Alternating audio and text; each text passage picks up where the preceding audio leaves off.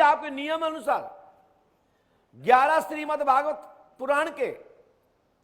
बैठ करके चिंतन मनन जप अनुष्ठान कर लिया तो मैं गारंटी देता हूं वहां ओम नमो भगवते वासुदेवाय नमः मंत्र का जाप करते रहें, अपने गुरु का स्मरण करें और परिवार के सभी पूर्वजों को स्मरण करें। आपके पूर्वज तो मुक्त हो जाएंगे, साथ ही साथ आपकी आत्मा भी मुक्त हो जाएगी और आपको मैं गारंटी देता हूं भूत योनि में नहीं जाना पड़ेगा। यहां भूत प्रेत आदि निवारण मत कथा सुनने से, एक सप्ताह 7 दिन की कथा सुनने से आपके पितृ मुक्त हो जाते हैं, भूत योनि से उनका मोक्ष हो जाता है। यदि श्रीमद् भागवत महापुराण 1 मास लगातार सुना जाए तो मैं गारंटी देता हूं कोई भी कोटि में कहीं भी तुम्हारे पूर्वज पड़े हों, 100 पीढ़ी के कोई भी पूर्वज कहीं भी हों, आपके पूर्वजों की मुक्ति हो जाएगी और साथ ही आपके ऊपर माता सरस्वती प्रसन्न होंगी, आपके पूर्वज प्रसन्न होंगे, वो आपके ऊपर पुष्प वर्षा करेंगे और साथ ही साथ आपको चेतन अवस्था में वृद्धि प्राप्त होगी और आप किसी भी बड़ी से बड़ी संकट से कैसे भी गुजर रहे हो, आपकी बीमारी में तत्काल लाभ होना प्रारंभ हो जाएगा। बस श्रीमद् भागवत महापुराण के पश्चात जब तक वो ज्योत जलती है उस ज्योत का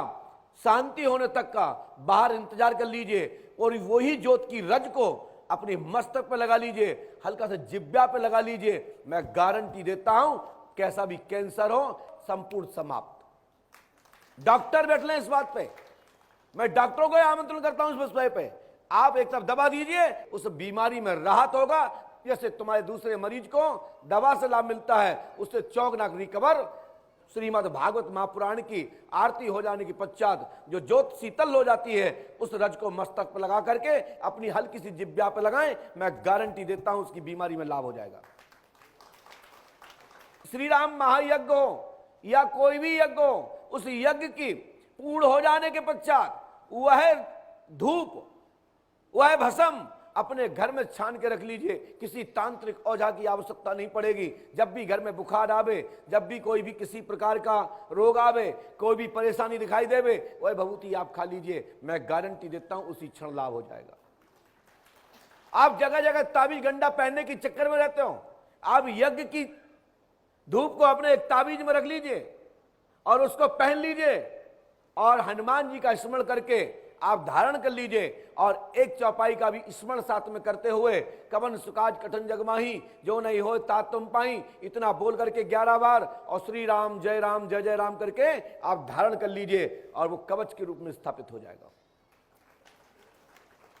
साथ ही दरबार में जितने भी वक्त आए हैं, जितने भी सुन रहे हैं, कोई भी प्लेटफॉर्म पर सुन रहे हो, मैं सभी से कहना चाहता हूं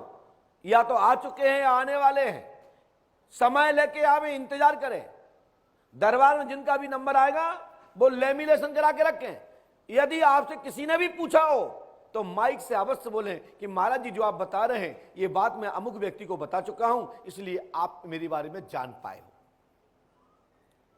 पंडोकर का दरबार पूरे दुनिया के लिए शोध का केंद्र है। मैं आज कोई प्रवचन नहीं बोलूंगा, आज मात्र इतना ही बोलूंगा